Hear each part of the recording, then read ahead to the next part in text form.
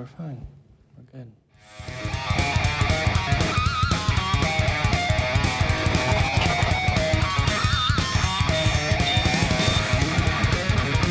Hey, dude. We gotta find a different hobby. It keeps chasing us out of here. It's way too fucking fun. Catch. Nice. That's sad. Yeah, we need a new Atheist mobile. We'll have to get one of these days. I know, right? The mileage on this one, I mean, damn. Get there fast, though. You ready? Dude, we got a show. Let's get out of here. Oh, man. All right. Hello, and welcome to Talk Heathen. I'm Eric. And I'm Jamie. Today is June 24th, 2018. It is Season 2, Episode 25, and we're happy that you're here with us. Thank you so much for joining. Oh, man, what a crazy week. Yeah? Anything on your end? What's new, Jamie? The date? The date? Yeah. What date? 2018, June 24th. That one, Okey-doke. we've never had that one before. It's new. That's what I was... So I've got stuff to say. It's fine. I don't have a joke. It's fine. It's fine. But I guess the more important thing is I've got some somber news. Yeah. And so I kind of want to get it out of the way so that we can move forward and be okay. But in the past, I've talked about my uncle, someone I love very much, who has been dying of cancer slowly and painfully for the last several years. They took advantage of, these snake oil salesmen, these truly monstrous people, have sold him on different homeopathic treatments and things like feng shui and essential oils and whatever bullshit they could think of to take his money and feed on his fear of medicine and big pharma. And he passed the chance to get better. His doctors said that he could, but he didn't. He didn't go to chemo and he didn't go to radiation until it was too late. And he passed away yesterday. I just want to say that this is adoptive family of mine. My uncle met me when I was 3 years old, and I didn't speak a lot of German, but I learned how to say I love you, and I love you, Uncle Walter. And I hope that in some way that his memory can live on a little bit. But I also want to take this point to really hammer home how important it is that we demand evidence and we show just how damaging this kind of bullshit is. Because people do die. And it's not always just, oh, well, you believe it, but, I'm skeptical. Or, oh, it's right for me or it's right for you, or who's it harming? It really harms people because when you give into this kind of magical thinking, this is what happens. And I know that he's dead. But Uncle Walter is liebe dich. And that's all I have to say about that. Well, yeah, that says a right. lot. Sorry to bring us down so quickly, but Well, it wasn't. I need to have it out of the way. Snake oil salesman. So. Yeah, it's just what happens. I do have some other things going on, but I think we're going to have a call in and we're going to talk about that. So I'd like to get to our first call unless you have anything else, Jamie. No, I'm good. Okay. Chase. In Hungary, you're live with Eric and Jamie. How are you doing? Hi, yes. I was doing a lot better until I heard about your uncle. I'm sorry to say. My condolences. Let me try to raise our spirits a little. Raise the roof. Yeah. So, about a week and a half ago, the two of you, along with everyone's favorite Matt Dillahunty, appeared on Mr. Atheist's show, and you play the game of word salad or actual Jordan Peterson quote. Which is not a true dichotomy. No, but it was fun. It was fun. We had fun doing that show. Yeah. So, I love the idea, and I'm not going to sit here and pretend that Jordan Peterson is above criticism and correct about everything. That's good. It's a good start. However, I also watched quite a few of his lectures, and I do feel like some of the criticism that was leveled at him by me during probably that show was a little unfair. So as a sort of bridge building exercise, I guess I would like to maybe explain the context for some of those quotes, because that's very important for a lot of them. Yeah, just to be clear, do you remember specifically what criticism it is you are would like to respond to as unfair? I have a number of quotes here, yes, specific quotes that I'd like to address. Okay. Yeah. So, and just to explain a bit, the reason is because it's very easy to sort of quote mine Jordan Peterson for word salad, because what he does is he starts off with like a bit of legitimate research or fact, and then starts to elaborate on that and abstract up and start using metaphors.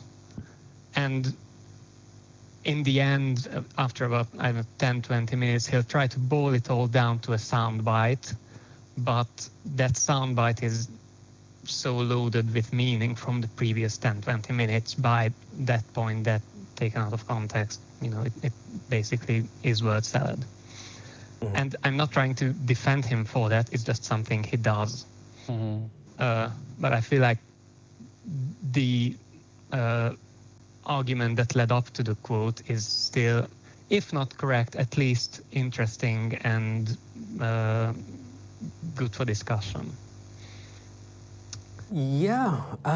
It's always fun to find a way of disentangling and finding the meaning and trying to find some way of making things that are abstract to the point of nonsense meaningful. He speaks the way that he thinks, I think, is the most simple conclusion, and his thinking is so muddied and foolish that it should be treated the way that it is, as foolish mud, would be my conclusion. However, let's see what you're... Sorry, you were going to say something, go ahead. I was coming to an end. Also, if anyone's going to complain about being interrupted, it should not be me, just based on Eric. Hi. Hey. So what I was going to say, I can wait until you make your point, Chase, if you want to. Okay, so I thought I'd start with the big one and go straight to metaphysical substrate. Mm-hmm. That's okay. So the interesting thing about that, the other day I went back and listened to the conversation between Peterson and Matt Delhonte, and actually the first couple of times he doesn't say metaphysical substrate, he says metaphorical substrate. And that's another thing about Jordan Peterson, I feel, is although he speaks with a lot of emphasis, and he really likes to stress individual words, his word choice is a little clumsy at times. And you can see that where he sort of goes back and forth between metaphorical and metaphysical, which are actually very different things. Mm-hmm. But just to try to quickly go through it. So the metaphorical substrate, what that is, or rather what he means by it, it starts off with what you believe that he means by it. Yes, I guess. But no, so this is the argument that he presents at more length during his lectures, as far as I can tell. So about 50, 60 years ago, there was a fellow called Jean Piaget, and he was a developmental psychologist, I believe. So he studied children and how they learn things. And one of the observations that he made was that young children, say 6 years old, you can watch them play together, like play marbles together. But if you take one of the children out of the group and ask him about what the rules are of the game that he's playing, he cannot articulate it. Mm-hmm. So even though he can obviously follow the rules, he can't explain to you what they are. Sure. And this is, by the way, this generalizes up into adult life with things like tacit knowledge. Sorry, so- this generalizes up to adults with things like what knowledge? Tacit knowledge. I don't know that word. Yeah, I'm So- not sure what word you're saying. Tacit. T-A-C-I-T. Oh, tacit. Tacit. Okay, Okay. yes. Yeah. Yeah. Yeah. So just as a quick example, one of the first things that AI researchers tried to do was build expert systems for things like medical diagnosis. And the way they would do that is they would find a doctor, an expert, and ask him to explain how he diagnoses people. Yeah. And the experts couldn't actually come up with a consistent set of rules that the AI researchers could then go and implement. Yeah. So what... There is a difference there. Yes? Yeah. There's a difference between pattern recognition and not understanding what your subconscious is doing and being able to follow a set of social norms without being able to actually articulate them in the form of written rules. Yeah. Okay, Because but, one of those two things can be observed and written in a form of rules. And the other is the ability of an expert to recognize patterns in what they observe in a non-human thing. And the other is patterns that emerge and are understood tacitly or implicitly in human systems. So to compare recognizing things in something other than a human system to recognizing patterns in a human system is, just to throw the difference in there as we continue. Okay. No, I appreciate that. I Mhm. don't think the difference is relevant to this point. No. But, so what Peterson gets out of this is if we look at, say, mythologies, ancient civilizations, Mhm. we can see sort of recurring themes in stories across cultures, Yeah. right? And what he argues is that this was the way in which these civilizations tried to articulate social rules or guidelines, or just guidelines for how to live. Mm-hmm. That's how they try to articulate it, through these stories. Because similar to how the children can play together and observe each other's behavior and adopt the rules of the game, even though they can't articulate the rules of the game, the idea is that the civilization can observe the behavior of the heroes in these stories and extract some kind of rule for how to live life well. Okay. So that's sort of, in so many words, the idea of the metaphorical substrate. Well, here's where I kind of Actually, disconnect here's with that. my problem. What I would say is that yes, societies do, and have told stories to be able to relate moral and ethical quandaries and be able to talk about what we would do with that in the future, right? Well, but I have a problem our even with ethics, that. But sorry. thank you, Jamie. Our ethics change, right? We as a society continue to change.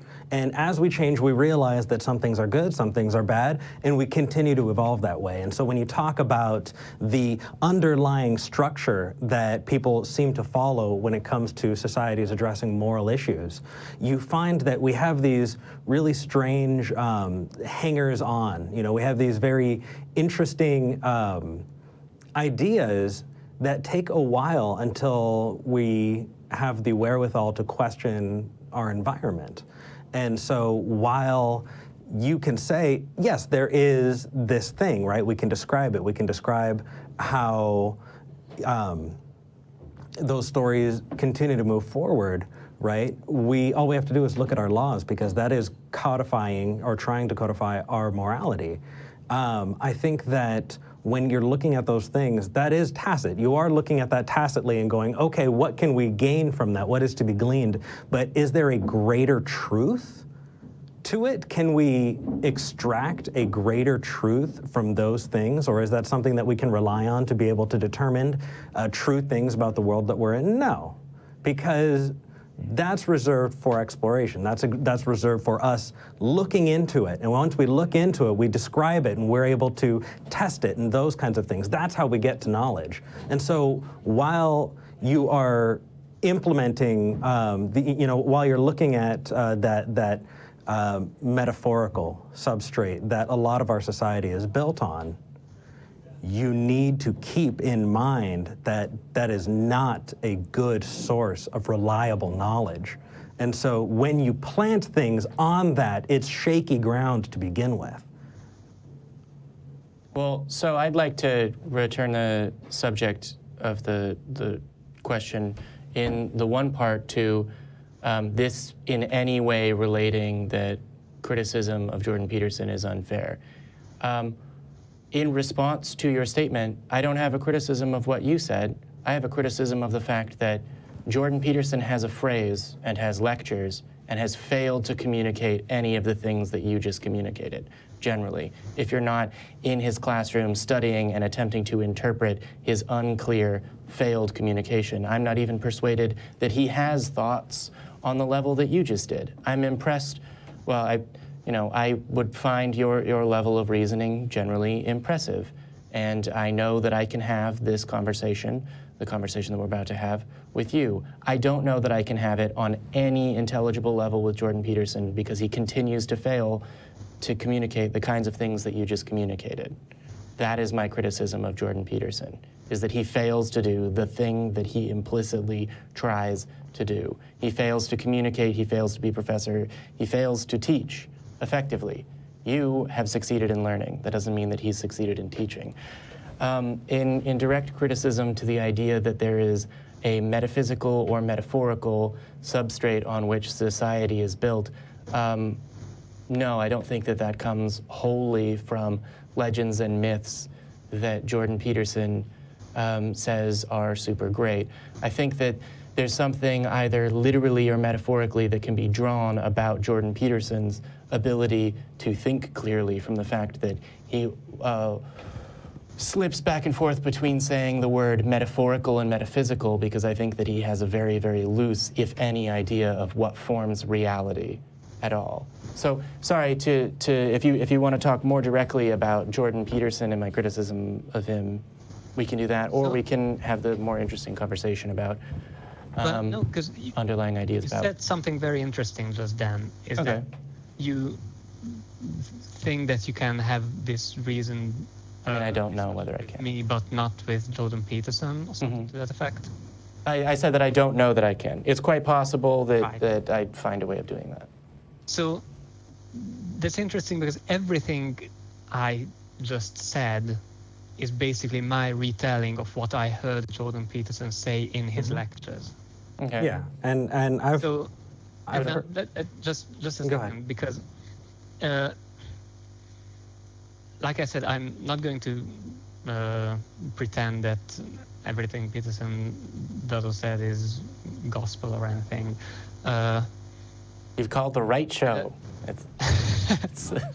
Yeah. So I think it's very, very easy to, nevertheless, it's very easy to misunderstand him, or I guess for lack of a better term, misunderstand him if you come to him via the sort of Reddit fan base angle. I do agree with what you said on the show, that he does pander to his audience a lot. I would agree with that. I would recommend that if you have the time, you watch his lectures on his YouTube channel from before the whole Bill C-16 thing made him sort of quasi-famous. Why? What do we have to gain from it? Because he genuinely is a lot less preachy in those lectures. I think the whole Bill C-16 thing got to his head a little, and because remember, originally what got him sort of famous was a video that he uploaded to YouTube, which he recorded at like 2 a.m. in the morning or something like that, where he was just basically thinking out loud about the implications of Bill C-16. And that's kind of how his internet fame started. Yeah. And so let's be clear, right? If somebody online says, I think the thought police are going to come and arrest me, or I'm going to lose my job because I refuse to use, trans requested pronouns, right? I don't know, man. I would just stop listening to that person. I mean, you have to decide what you're going to do with your time, right? I mean, no. Yeah, I mean, to be there are clear, a lot of really smart people out there, and a lot of those smart people don't say shit like that, right? So if you want to base it on that first blush, he's really not drawing me in. But if we're interacting with him in the future, right? If we're interacting with other things that he's saying, then I'll take them a piece at a time. Now, what I'm trying to say is, if you wake up one morning and half asleep record yourself thinking out loud, and that gets you famous and that gets you an internet following, and I misinterpreted a law, I would apologize for misinterpreting the law in a later video. Also, wake me up at 2 in the morning, any morning, and I'm not going to say anti-trans bullshit, am I? You can try. We can do this. We can play this game, and you're going to wake me up, and I'm not going to say that. Yeah. Right? How about you, Jamie? If I wake you up at 2 in the morning, you think you can... You're going to fail to wake me up at 2 in the morning, because usually I'm still awake. Up, yeah. No. So what I'm trying to get at is... Sorry, Chase. That was... If that by some happenstance manages to get you an internet following, you wouldn't be correct for it, but you might believe that basically everything you say is awesome, and you somehow tapped into some great truth. Yeah. Which, again, I totally agree with you that if that's what he thinks, then that's BS. But I'm just trying to point out that I think that's where a sort of transition in his thinking happened. I think if you watch some of his lectures from before that, he's a lot less preachy. He doesn't try to tie everything into postmodern criticism of postmodernism and that sort of stuff.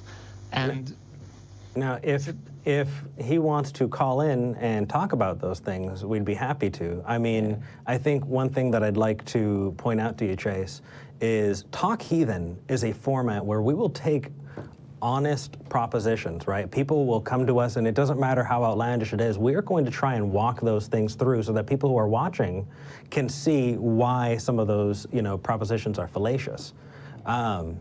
Outside of Talk Heathen, we're other people, right? I do have a sense of humor, and when I want to mock a public figure, I'm not going to do that on this show because this isn't the show for it. right? This show is for honestly giving a good example of what it means to be able to criticize something and what it means to be able to look for good evidence. Outside of that, we were having fun. I mean, sure, yes. I've seen people mocking me, and that's great. That's great. It's fine. I don't think I'm hurting his feelings. I don't think we hurt his feelings. And if we hurt his feelings, he can call us and we can work it out. But no. On Talk Heathen, we'll address those issues one at a time. The question is how many of those issues do you want to present on his behalf versus maybe waiting for him to call in and then we can address them, you know? The number is right here. Like I said, I'm not trying to sort of white knight for Peterson here. I'm just saying that fair. If you want to make fun of Peterson, that's fine. But it is kind of low-hanging fruit. If you're going to make fun of someone, I think maybe this is sounding really pretentious. Deepak Chopra. But just try to make fun of them for the right reasons. I don't know about that. If you sound like Kermit, I'm not going to do that on the air anymore. I apologized for that, but man, that was funny. It was funny, yeah. Call it lowbrow, that's fine, but every once in a while I laugh at a fart joke too, and I'm not going to apologize publicly for it. I'll make sure that the venue's the right one, you know? I'm not even talking about lowbrow humor. I'm just talking about making fun of someone on completely fictional basis. Like if I said, look at that Matt Dillahunty guy, he always dresses up in drag on his show and he never explains why slavery is wrong. You should call him about it. Well, he's got a thick skin. He's fine. Yeah. He's a big boy too. He's going to be a lot less polite. Yeah, but I mean... I'm just saying those are factual, he may say the correct things to level criticism or jokes at him. I joked about him sounding like Kermit the Frog. What other jokes do you mean? Like, it did sound like word salad, and when we tried to compare them against actual quotes and actual word salad, well, I failed pretty hard a couple times, and so did Jamie. I'm not disagreeing with you that some of the things he says is taken out of context, is complete word salad. I'm just letting you know, because I don't know if you're aware, that there are actual, I think, interesting arguments behind those, and it's not just not just him pulling sort of deepities out of thin air. There is, although sometimes it sounds like that, there are interesting arguments worth at least listening to and considering behind those. And you won't find those arguments in like his Reddit Q&A videos or his interviews. Those arguments you'll find in his lectures, and especially, I think, in his earlier lectures. Chase, we have somebody else who wants to hop in on the line and say hi. So if you're okay with that, we're going to bring one more person in on this call. Is that all right? Yes, that's Let's fine. do this. Mr. Atheist, how's it going? Hello, and Chase, hello to you, first of all. I've been listening to your call, and I'm very much very thoughtful about the things that you're saying. So first thing I want to tell you is I don't think there are probably many Jordan Peterson fans who have consumed as many of his lectures as I have. Now, the episode that you are referring to was on my channel. I'm Mr. Atheist. I hosted that game. I've been enjoying reading the comments for people who are taking his philosophical views. It's pretty surprising how hateful they can be, but I'll do whatever comments are fine because they all help the algorithm get to the channel. But what I want to say in response to the things you're saying is ridicule and satire are both extremely valid forms of criticism. And it is the case that unless you package things in a way to reach broader audiences, you won't. And what is important here is you have a man, Jordan Peterson, who is seducing a large number of people who would label themselves as intellectuals and may be so by taking very simple concepts speaking definitively to them and then adding a lot of nonsense afterwards to justify it, but it sounds so good and in a way that anybody with these terrible ideas can attach themselves to it and now have an advanced vocabulary to do so and can articulate it in a more advanced way. But these are harmful things. In regards to the context, we didn't do it every time, but we did talk about the context of the quote as we were going through. But do know where I am, I have to deal with people all the time throwing these arguments at me and telling me how this individual whose views on the trans population haven't evolved at all since he went to school in the 80s, even though that science has evolved. I am hearing them repeat line after line and coming with malice toward people I care very much about. So while you seem like a very nice guy, excuse me if I don't care about any lecture you have to give on why we need to be coming at this a little more sensitive. The man is said to speak very deliberately, and yet all I hear is how deliberate and clear he is, but then he needs a million lines of context for everything he says. Yeah. To be very clear, just to everyone in this four-way, I don't think that Chase was calling in to defend Peterson generally or entirely dismiss our criticism of him. I think he was just calling in to try and get a little bit more nuance. That being said, Chase, Mr. Atheist's comments were still directed at you. Yes, and I basically agree with all of it. I mean, when Peterson does have a tendency to do all that stuff that Mr. Atheist just described, although I'm not entirely sure how much of that is actually just misinterpretation of his points by his fan base. There's a certain degree of that going on. Right. So here's what I see, Chase. It could be the case that Peterson is actually a very reasonable guy, and I'm just missing it because I'm getting all the context from his fans. However, what seems simpler in the case is, as I watch him and consume him, he is extremely aware of the audience he is in front of, and he always speaks differently to those audiences. So when he's talking to somebody like H3H3, which is a liberal agnostic guy who has those more liberal points of views, or when he's on a debate stage with Matt Dillahunty, he tries to be agreeable with everyone there. But then when he's in front of people who already agree with some of the stronger statements he's made on, say, trans issues, he doesn't seem to mix words there, and he doesn't mind being more deliberate to the point of dishonesty, because that law that he often refers to has gone under tons of legal analysis, and the way he represents it, as though it is possible you would see legal trouble for misgendering somebody, is not true. It is not trying to mandate pronouns. It is adding a class of people, or it is adding a population of people to a protected class, and he is misrepresenting it, and he became an overnight sensation, and he is just taking that and living off of it. He is, I think, a leech. Now, I do get what it you're has saying made about him the a butt context ton of add money. more. Oh yeah. And I will tell you, I am going to be doing more in-depth criticizing specific things he said on my channel. But I'm not going to basically make my channel people attacked me recently for not being neutral about Mormons. I'm an ex-Mormon.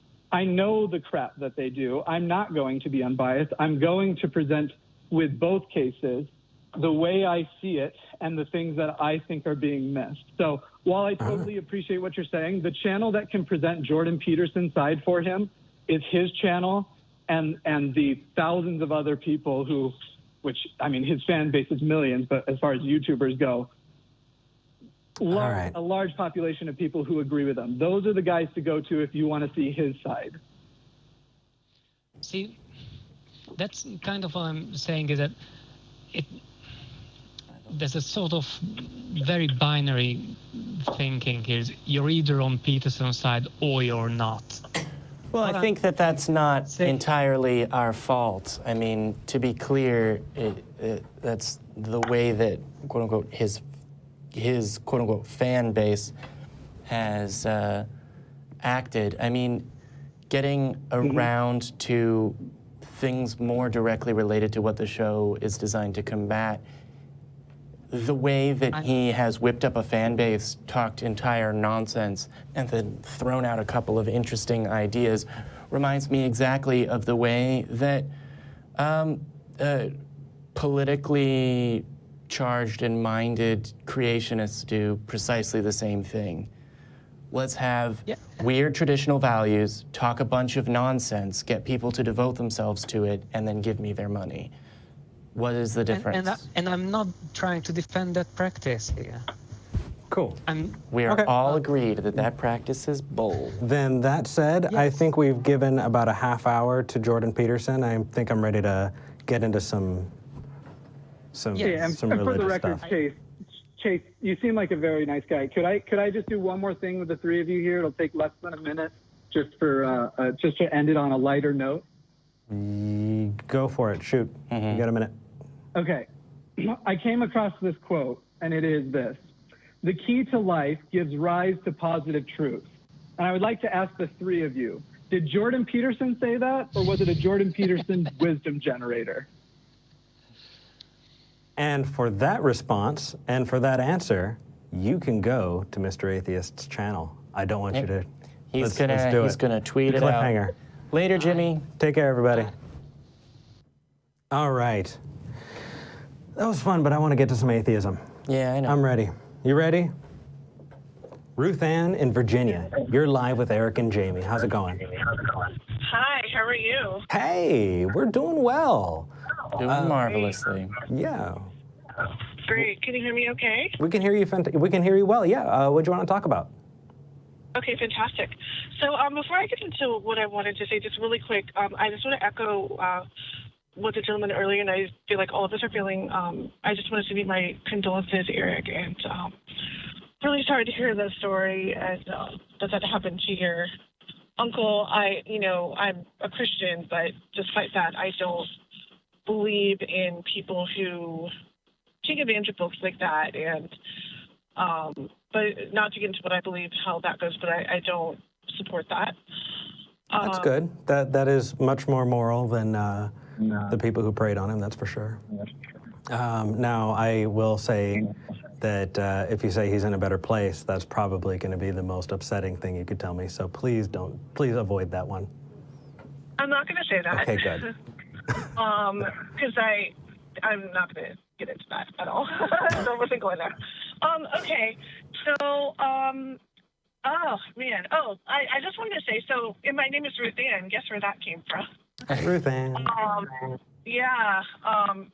So it really actually really bothers me that your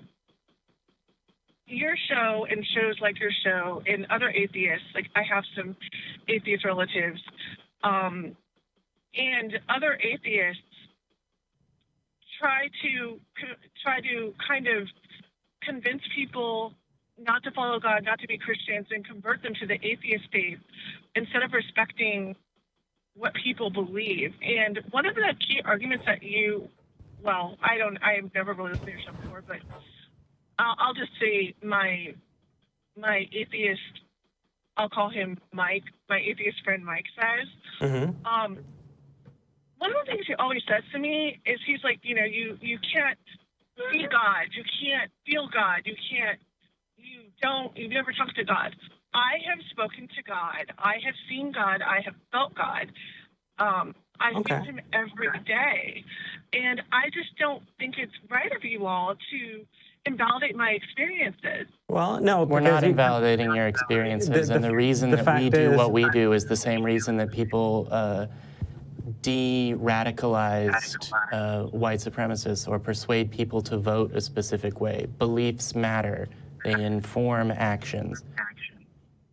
Right. I mean, either your experiences are legitimate or they're not. We don't need to delegitimize them if they're not legitimate, right? So if you care about the truth of a thing, and it is true that your God exists, then it doesn't really matter what we say, right? Because it would be true.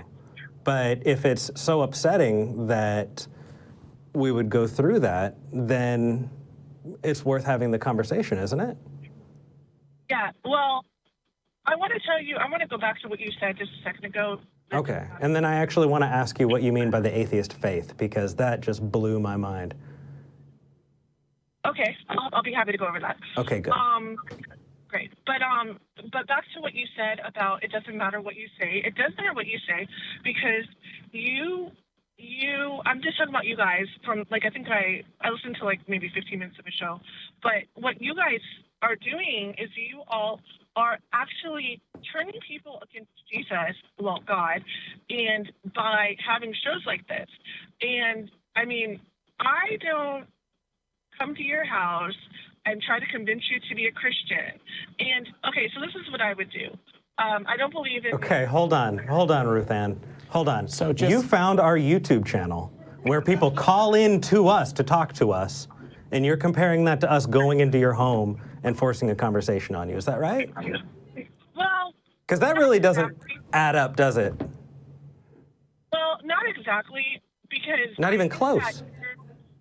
Well, you're a danger to the youth because they have access to YouTube.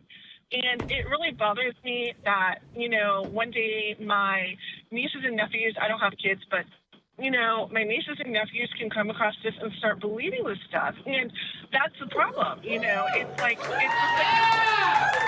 Sorry, that's our live studio audience. Yeah, they're hoping that your nieces and nephews find the show. Yeah. Well, not on our watch, believe me, absolutely not. So why are ideas so dangerous? I mean... Well, it's because they're false ideas. Well, then if it's false, it'll show itself to be false, won't it, Ruth? Right, but children are impressionable. Exactly. Yes. Actually, if I can jump in here, Ruth Ann, I entirely agree with you. I have young nieces and nephews. I don't want them to be told what to think, and I think that there are false ideas that are very dangerous that they could very easily be subjected to. Just out of curiosity, how strongly do you stand opposed to missionaries? Well, you know, I don't really necessarily always agree with that. It depends on the situation. Like, for example, if a missionary is just, like, let's say, for example, going to your house and, you know, like, you know, in an area that doesn't need Jesus. I mean, there's certain countries where, you know, people don't have religion and they don't have the morality that we get from religion in the United States. So, I mean, I agree with that in that case. And even in all cases... I don't. Hold on. What morality comes from your Bible that we don't have? No, I think she's saying... I think she's saying that the United States does, but that there are other countries that right. need And what Jesus. morality do they not have that your Bible needs to give them? Well, I mean, I don't want to get into that because... Well, no, I do. I do. Give me an example, please. Okay. Let's say you went to a country, right, and they were kind of like, didn't have a lot of education. And so if they don't read the Bible, they don't understand what the things that God said. And so if you look at the Ten Commandments, like, you know... Let's go through the Ten Commandments. What's the first commandment? Which ones? I am the Lord thy God, right? Okay. Show me where I need to be moral in I am the Lord thy God, thou shalt have no other gods before me. Where is the moral judgment? Let's go to the second one, right? Not believing in God is immoral. How? Let's go to the next one. Okay. Thou shalt not worship false idols. That's immoral. How? I mean, we can go through them, right? What's the next one?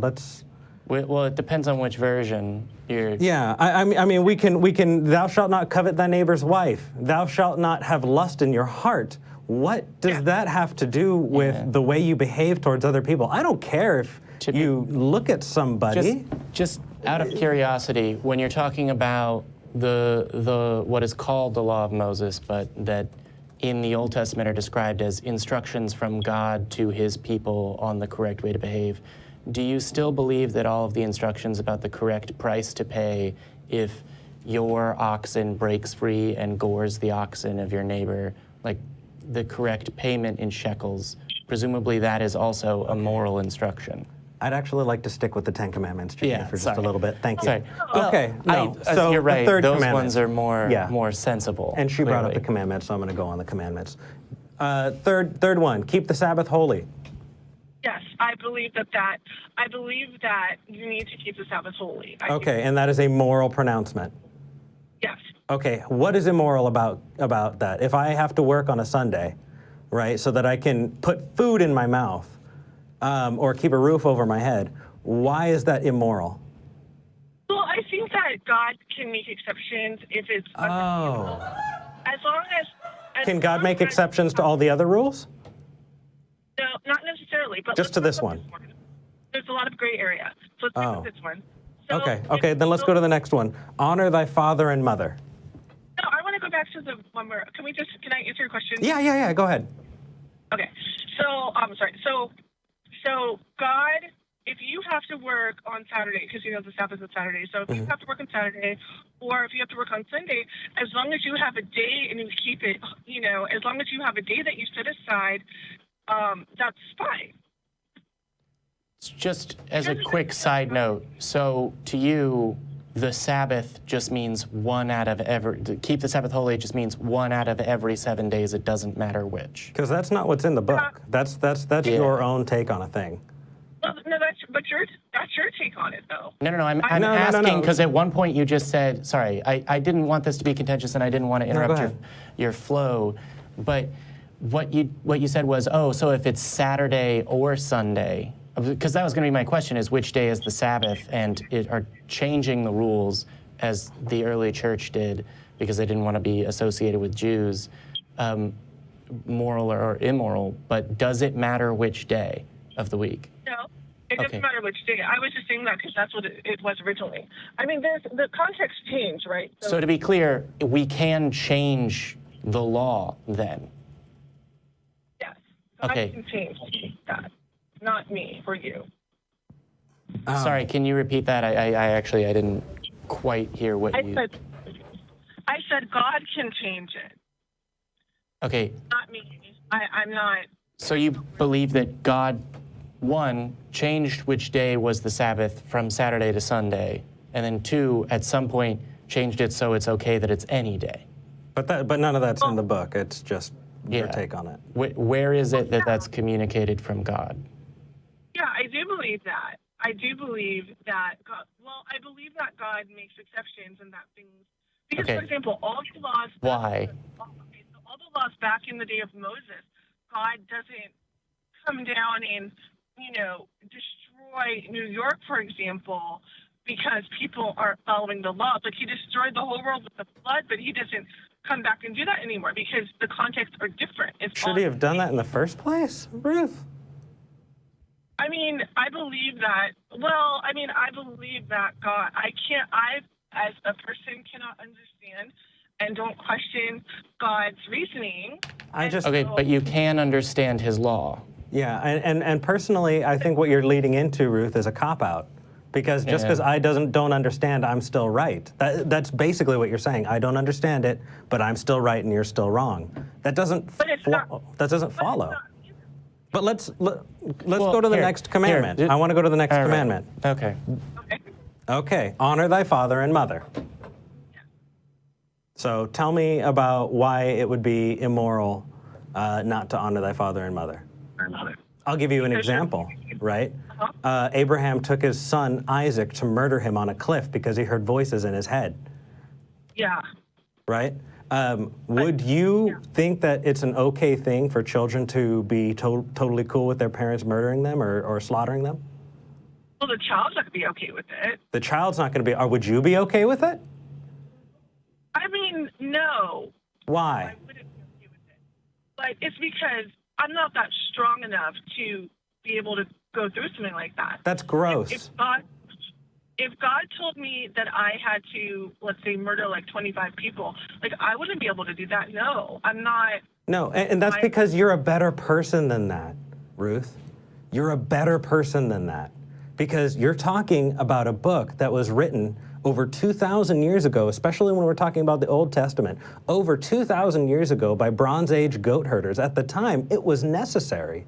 But right now, as we're looking at it, honoring thy father and mother is nice in the most part, but it doesn't mean that it's something that we need to stick to so solidly that it becomes immoral, right? And I mean, we can continue, right? Number 5, thou shalt not kill. Yes. Okay. Now, how can you say that killing is not immoral? Well, let's take a look. There are different definitions. Some people say thou shalt not murder. Murder is by definition wrong.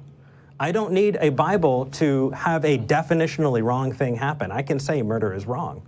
I don't need to have that book telling me that. Yeah. Right? Yeah. Okay. So, right, that's true. And then also killing, right? You're talking about something that's not necessarily unlawful. And there are justifiable things like protecting your family or Self-defense. Self-defense, right? Things like that. And so, again, we're looking at a law that isn't very applicable. So now we're 5 into 10, right? 5 into 10, and you said that maybe one of them had gray area. So far, they all have gray area. But let's go into number 6. Said it's not applicable. You said it's not applicable. No, you said it as gray area. No, but you said that the laws are no longer applicable. Well, let's keep going and find out. Number 6, thou shalt not commit adultery. Oh yeah, that's the one that I feel is the most important. Totally. More important than murder? Well, not more important necessarily as in it. Okay.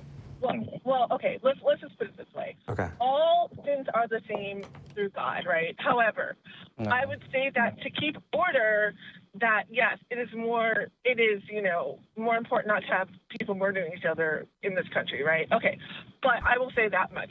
But if you want to talk about committing adultery, it's a lot more common and applicable to a lot more people. So that's why I'm saying that, because it happens a lot more often than people who murder. Sure. So that's all my point. What is adultery, Ruth?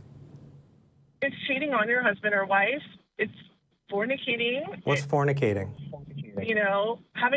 Oh, come on. No, tell me. What is fornicating? If you're saying it's that important and moral, you can say what it is. What's fornication? Is it butt stuff? I'm saying that because you guys know what it is. You're asking me, having sex outside of marriage. That's fornication. Yes. Okay. Yes. Outside of any marriage? Yes.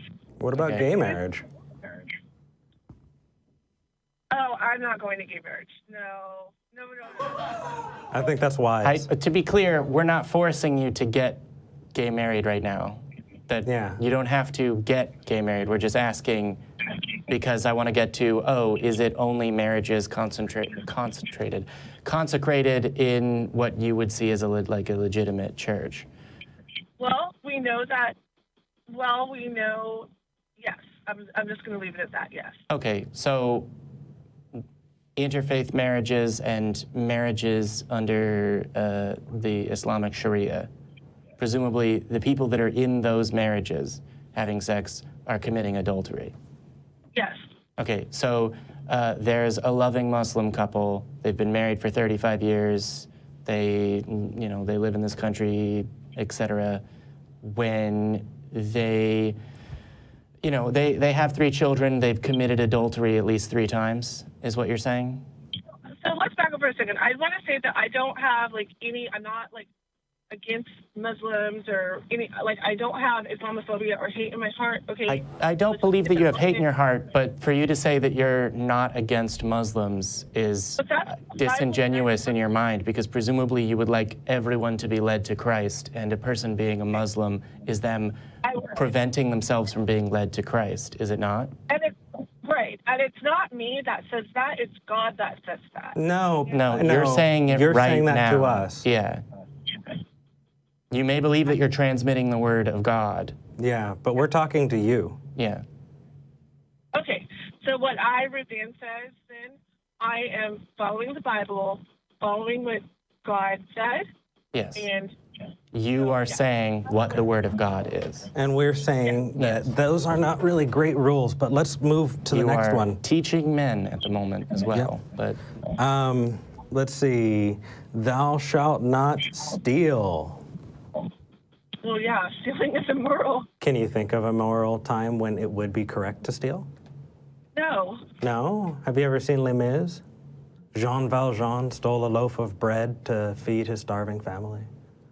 I mean, I feel for him, but there's ways to get loaves of bread for your family. No, we're talking about revolutionary France. There was no other way. I don't agree with it. I'm sorry. So should he have died? I don't believe it was okay. So if somebody has the chance to steal food for their family, or that family starved to death, you feel that the moral option, please correct me, is for those people to starve to death. I feel as if God will provide for them. okay. Okay, does God provide for starving children in third world countries? Yes. Really? Then why do they die? Oh, I have some depressing news for you, Ruth. Children starve to death right now. Every day. Okay, I will concede that to you. Okay, so when you say God will provide, very clearly, God is not providing. And I think that's actually something worth breaking into, because does your God see those children starving to death? Yes. Does he have the power to feed them? Well, let's just talk about children starving to death. And I know what atheists say. This is why I said there's an atheist base, because atheists definitely have like a belief that they have. Like what? Oh my God. But anyway, God gives us free will, right? And so, does he? Yes. So usually that's why these things happen. So God just doesn't want us to be robots and not think for ourselves. No, he wants to let children starve. Because that's more important. Yes. But here's my point. No. But here's my point. So if children are starving, if things are going wrong in the world, it's because man has caused that. Ooh, I got this one. I know the answer to this one. Okay. So Ruth, is there free will in heaven? I don't know. I've never been to heaven. Well, hold on. If there's no free will, then would you be you? Or would you just be an automaton, like you were saying, a robot?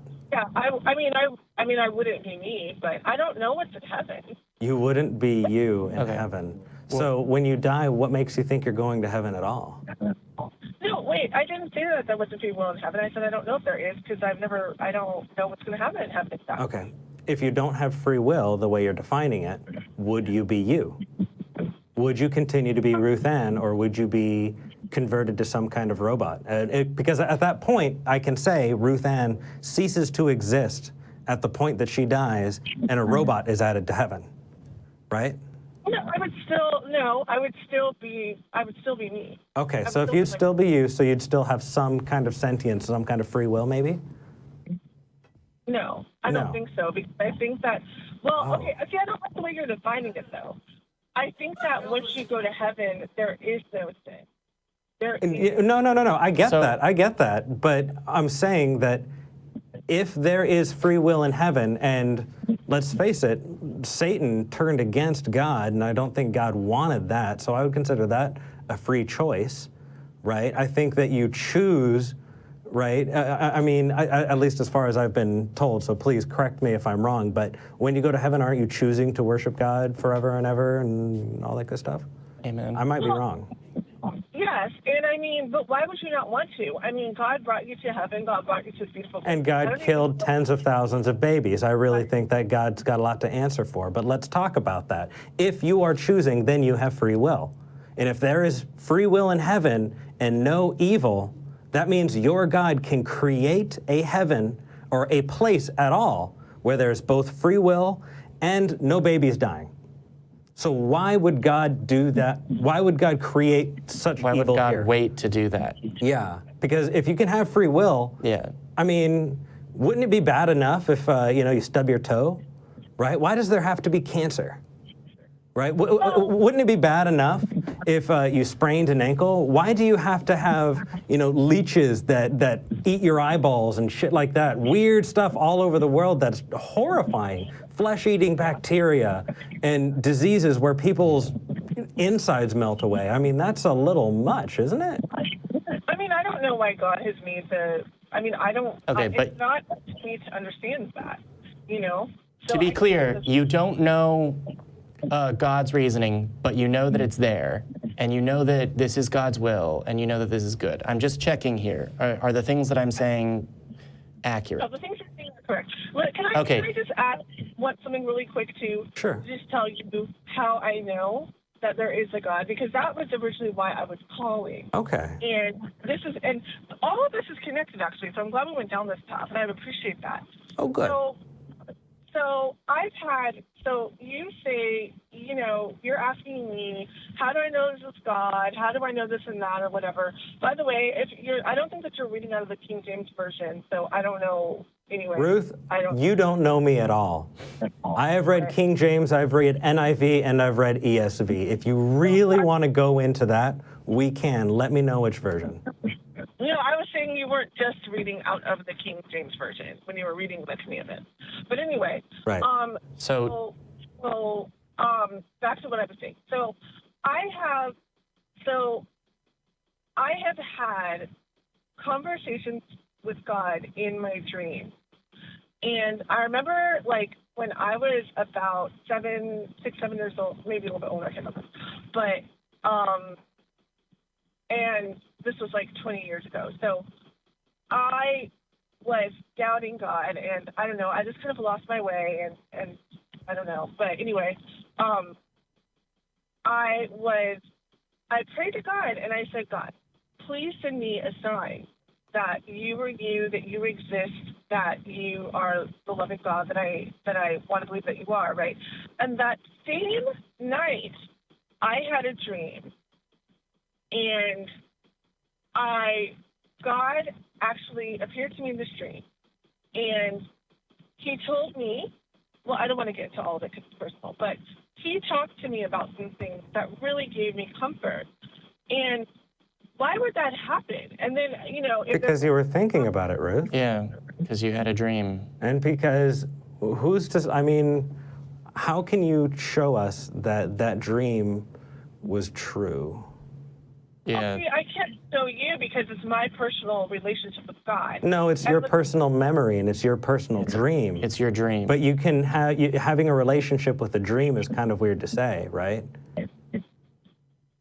But God appeared in this dream. Okay. You dreamed that you had a conversation with a person, and that's your evidence that a God exists, that's your evidence that there's one particular version of the Bible that's correct? Is that the entire pillar of your faith, ma'am?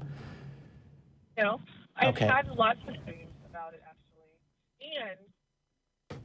And sorry, your volume's dropped out a little bit. I can't hear you. Yeah, sorry. I think we're having a little bit of a... Hold on. Hey, she's back. There it is. Hey, you're back. Hold on. Okay, is that better? Much better. Okay. So, I've had lots of dreams. I've talked to God. I've heard God.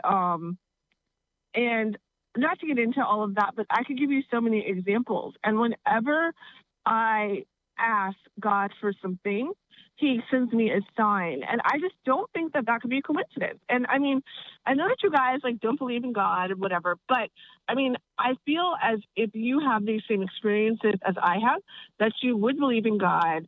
And I've had those same experiences. I don't believe in God. Yeah, I believe for many, many years. And the fact is when you're, it's called counting the hits and ignoring the misses. Have you heard of that before? I have, and I will tell you that God, sometimes the answer is no. Okay, how can you determine a no answer from God not existing? I mean, I think that when I've gotten a no answer, I've prayed to God, and he's helped me understand why it was a no. Or something in my life has happened, and I knew that I wasn't ready for it. And so, I mean, and if I've asked God for something selfishly at times, he may not give it to me. Can you give me an unselfish thing that God has given you?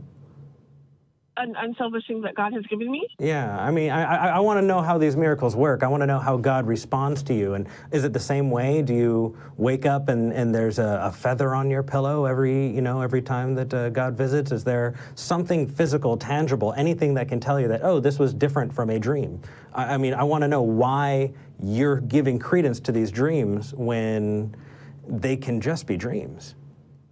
Well, I mean, yes, and I thought that I had given that example, but so if that wasn't clear with the first one, that I prayed to God and then he appeared to me in the dream.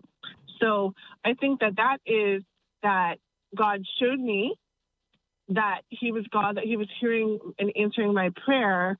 And I was really, he knew that my heart was in turmoil at the time as a 7-year-old, and he responded to that, and I haven't hardened my heart to God. I mean, I think that once you harden your heart and maybe become an atheist, Okay, I'm sorry. I'm going to stop you right there, because where you're going with that is like, oh, I think once you harden your heart to God, that's why you've come to a different conclusion. No, I had those same experiences. What you've just described is a 7-year-old praying and having dreams.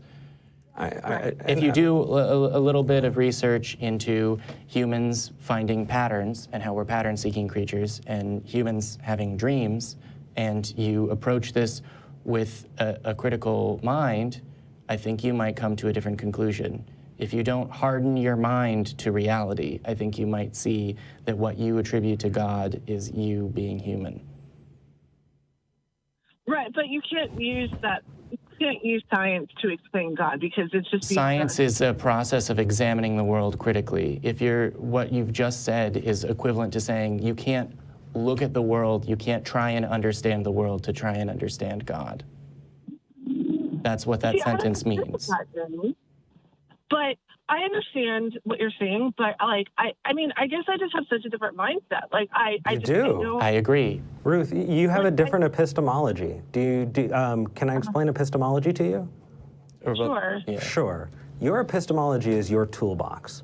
It's what you use to decipher the world around you and determine what is true and what is not true, right? Right. You have a different set of tools in your toolbox than we do.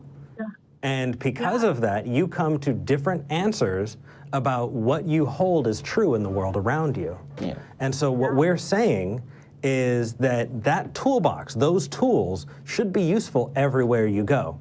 And when you have a tool in your toolbox that does not lead you to truth, you need to get rid of that tool because it is not useful, right? So if I were to say, I had a personal experience and I am God, would you believe me? No. If I were to say I do miracles every day, would you believe me? No. Why? Because you haven't shown me that you're God. Okay, show me your God and then we can talk. Because you have a pretty sound epistemology about my views, but it seems like you don't have a very sound epistemology about your own. How come you have a much higher standard of evidence for other people, but it appears that you don't have the same standard of evidence as your God or for yourself, right? Yeah, I mean, like I said, I think that we just evidence I did have different ways. Oh, go ahead. We look at evidence a different. I absolutely agree. And I encourage you to study your epistemology and determine what tools are best to use to ascertain what is true and not true about the world around you. And make sure those tools stand up everywhere you go. I did have a question come up in the chat, and I do want to bring it up. Okay. It was from Nikki, and the question was in the depths of depression and in the hardest point in her life, she prayed and begged God for any kind of sign, and none came. So the question was to respond to that, and I'd actually like to add a little bit more, because I think that if you believe God is loving, then you would think that your God loves me just as much as he loves you. Would that be true? Right. Yes. So how come God didn't love Nikki enough to send any kind of message, but sends you messages all the time? And that kind of goes back to also the dying babies. How come God loves you more than people in third world countries?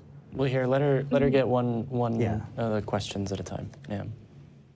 Yeah. Well, I mean, with Nikki's situation, I feel really sensitive to that, and I'm really sorry that she went through that. But maybe God did reveal himself to her and she just didn't see it. Like, I don't know. Or maybe God doesn't exist. Yeah. So, but also, maybe if she doesn't believe in God, maybe it's not something that she wanted to see. Or maybe it's something that she wanted to see, and maybe God doesn't exist. That is a possibility. I mean, you can't take that off of the table. Okay. I don't agree that that's a possibility, but right? Okay. Hold on, do you think hold it's on. a possibility that there are people that believe, perhaps even more firmly than you do, in the existence of a God that are entirely wrong? Yes, absolutely. Okay. You see them all the time. Yes, but so your statement right there allows me to say, I don't think you're looking at this objectively at all. Because how do you separate yourself from those others? Yeah. Okay, I will admit that I'm not entirely objective, but I don't think you're objective at all. I think you've set yourself up in such a way that you will never, ever, ever critically examine your own thought or critically examine the thoughts of other people. Specifically pertaining to God. Specifically pertaining to God. Because you have your answer, and it doesn't matter what question comes up, and it doesn't matter what happens in reality. This is what I'm getting from what you're saying. You have your conclusion, and you'll find whatever reason, whatever sentences you can say to yourself or to other people that will lead you back to a conclusion that you have absolutely no ability to doubt or critically examine. And that's different from us because... We don't do that. Yeah, but we're even actually more listening so, and we're willing I want to hear what your answer is to that idea. To the dying babies? No. To whether or not you have set yourself up in a place where you have crippled your own ability to critically examine claims about God. No, I don't think I have at all. Can you be wrong then? Yes. Is it possible for you to be wrong? I can be wrong about many things, but one thing I'm not wrong is that God is real and that God exists. Yeah. I could be wrong about my interpretations of the Bible, or, I could be wrong about a lot of things. I'm just so you're saying that no matter how much we talk to you and how much we try to rationalize with you, you're right, we're wrong, just because, and there's no way that you're going to think about it otherwise. About this thing, I believe that you are wrong. Okay. I don't think that the way that you argue and the logic that you use is wrong, but I don't think that those are the types of arguments and logic that you could use when discussing God. Please respond. Is it true that you think you're right, there's no way for you to be wrong, and it doesn't matter how much we talk about it, you know that you're right, end of story? About God existing, yes. Okay, that's done. Okay. There's no reason to talk to somebody for that reason. No. Does anyone have I think there's a dictionary out there. Will you please turn to the definition for close-minded? That would be, I think, helpful. I was actually thinking credulous. Maybe both. That's okay. We'll fight about it later. We will. Because that's what us atheists do. Okay, next. Actually, do we want to start plugging things? We haven't plugged things in a while. Yeah, here. 1, 2, 3. All right, Eric. Are you ready? Ready. All right, hang on. I'm gonna start the timer. And Wait. Place your bets now. How long is it gonna take Eric to plug all these things? We'll make this a game because I know there's a lot of plugging. Are you ready? Ready. You can fail. I don't know how. Got it. But 1, 2, 3, go. Facebook, Talk Heathen. Reddit, r/Talk Heathen. Eric the Heathen, Dirty Heathen. What are those? At Eric the Heathen on Instagram, at Dirty Heathen on Twitter, at Reason_Evidence on Twitter, at Jamie the Heathen on Instagram, mail at talkheathen.com. Please support us on Patreon. Patreon.com/talkheathen to me. It helps keep the light on. We absolutely need it. Please consider donating to our Patreon. Look at that. And 32 you can patrons. Call us at. I shouldn't jump in. Let's boost that. Please. All it takes is $1 an episode. It's $4 a month. You can cap your patronage so that it can only take out so much, but it does mean so much to us. If you would like to see if you would like to see us continue what we're doing, or you think that it's important, please consider donating to our Patreon, patreon.com/talkheathen to me during every Sunday, 1 p.m. Central Time. You can call 1-512-686-0279. And I have something really, really cool I want to talk about. Is that the end of your plug, though? It is. Okay. So you got to the and at 59 seconds, under a minute. What's Success! Okay. See, you could be a used car salesman. I've been love you, saying live it for studio audience. weeks and weeks. No, All right. Sorry. So, Fast talker. get this. I'm going to Las Vegas to visit family for my birthday yeah. next week. And I am so Leaving freaking the show excited to about it. me. Yes, you're going to have Jamie and a very cool guest. Are you allowed to No, I announce? don't know. No. No?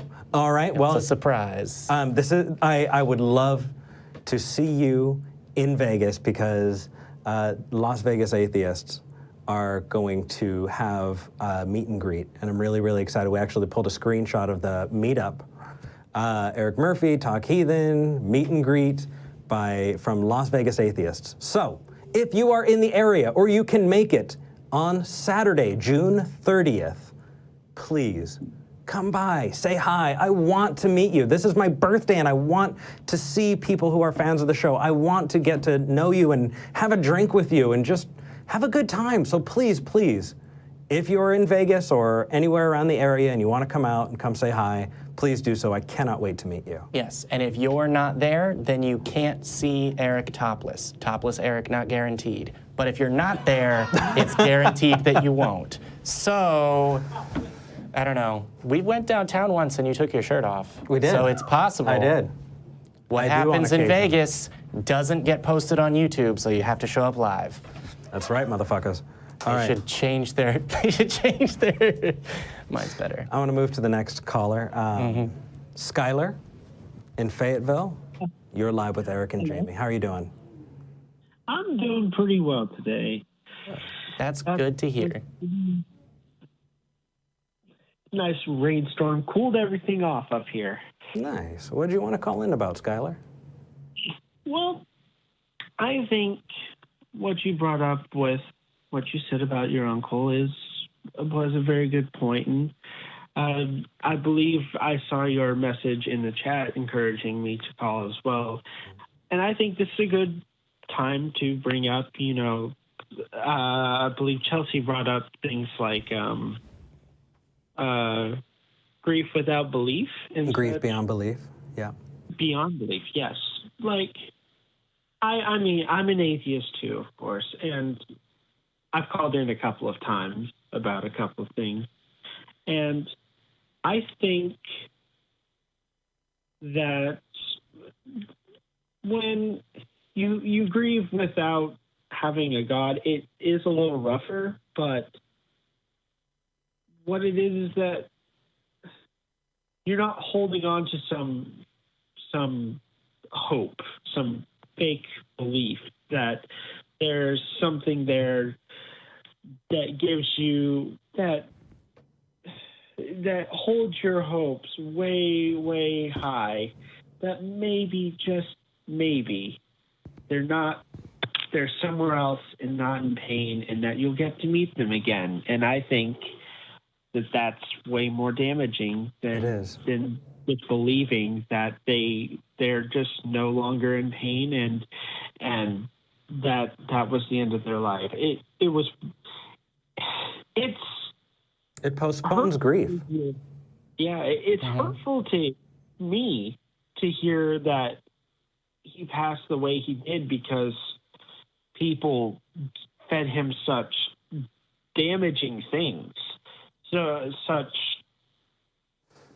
Such bullshit. That causes such grief to not just you, but to many other people. This could have been prevented, just like I believe it could have been prevented for one of my other friends, and she ended up dying of lung cancer. So I'm sorry to hear that. I'm so sorry, Skyler. I mean, that I came to grips with it, before she died, and it hurts still. I was great friends with her. She was my friend's mother, and I believe we all dealt with it very well. Well, None of us believe, Well, we all. That's because nobody sold you on the idea that you were going to see them again. So you were able to process and cope. And the idea, it's breaking your leg to sell you a crutch. It's telling you you're sick to sell you the medicine. And what it's doing is it's manufacturing this horrendous idea that is crippling. It's crippling. I remember as a Christian, there were people who were just like, oh yeah, I'm totally gonna meet, my friend in heaven, and we're gonna hang out and we're gonna have a good time. And they never actually finished processing that grief. And that was one thing that made deconverting, right, leaving Christianity so freaking difficult, is because on the back end of that, I realized, oh my gosh, I'm never gonna see them again.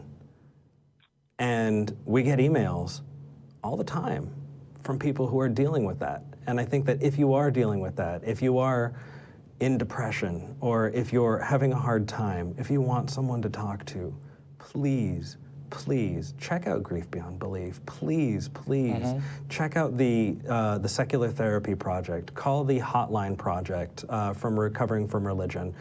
See a counselor, see a therapist, talk to somebody. It's okay to talk about it, and it's important that you do, because we're in this together, and every single one of us who has a personal relationship with someone is at some point going to deal with grief and loss, and that's okay. That's part of this human experience, because odds are, man, everybody's had someone close to them die, and so you get to actually embrace that with each other and be there for each other.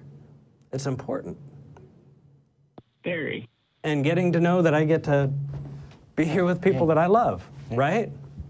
And it makes it more manageable. It doesn't make it completely better, because you're still dealing with loss. But Of course. it's going to be okay. Yeah. What I did was, when I knew she was terminal, I did what I could. I spent time with her. I hung out with my friends, and we always had great conversation, And while it always did hurt, I never once cried about it, because I accepted, that's just kind of how life goes sometimes. I find myself crying when I think about and people who don't have that support system. I find myself crying when I think about how fucking angry it makes me that people can sell others on Bullshit. Pseudo-spiritual crap that gets in the way, that stops actual medicine from being delivered to people who need it. And you don't just have homeopathy, right? This is an atheist show. And it's important that we talk about these things, because there are religions, Jehovah's Witnesses that don't do blood transfusions, Christian Scientists who don't vaccinate their kids.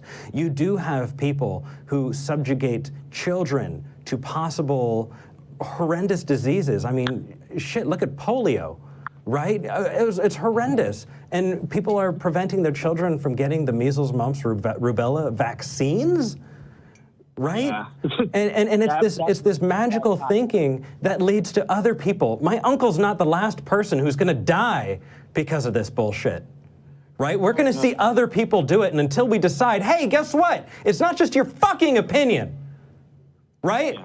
It's not just your opinion. It's about time that we stood up and said, you know what? It's okay to be sad. It's okay to mourn, and it's important that we decide that we're going to actually trust the evidence. We're going to follow the evidence. We're going to follow the truth wherever it leads us, because we don't care where it leads us, as long as it leads us to truth, as long as it leads us to where we can see the world in a rational way. Then that's okay, because that's where I want to be. That's where we all want to be, is to know more about this world, to know as many true things and as few false things as possible, so that we can prevent crap like this. Oh, yes. There was, I believe in my state here in Arkansas, we led the United States in children dying from influenza, because we had some very strong anti-vaxxers here. Several kids in my city died because they didn't get the proper vaccinations from measles and whooping cough. You know. Yeah. That sort of thing. But wait, there's more bullshit. Angering, you know. Yeah. And one person even hid their child's body, you know, after the death because they didn't want to be put in jail for negligent homicide because which means they know it's wrong. They hid the body? To be very clear, if the corpse of your child is evidence of your wrongdoing, You done fucked up. you done fucked up. Oh yeah. Scott, That sort of thing here, and I think that's important to get out there for people who haven't seen this show before, to some people who may see this clip later who have never seen the show before. It's an important conversation to have. it is. Skyler, thank you for calling in. I really appreciate it. It's important that we get to talk. Very welcome. You guys have a good day, and I hope things get a little bit better for you soon. Miracles don't happen, and we know that better than anyone. That's why we have to work extra hard to make sure that we make this world better for each other. Take care, brother. You guys take care. Right. Humans have problems, human hands solve them. That's how we do it. We do have one more call. I do want to say you can help keep this show going by donating to patreon.com/talkheathen to me. I want to move on to Doug before we finish. Doug in Denver. Fuck you. Fuck you too. Oh, am I live? Yeah.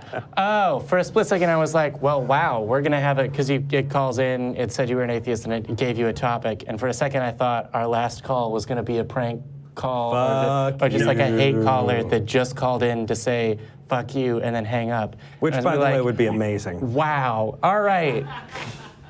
But we only have a few minutes left. Jesus I'm sorry that you waited for so loving. long. Yeah. What did you want to talk about? We'll try and get to it quick.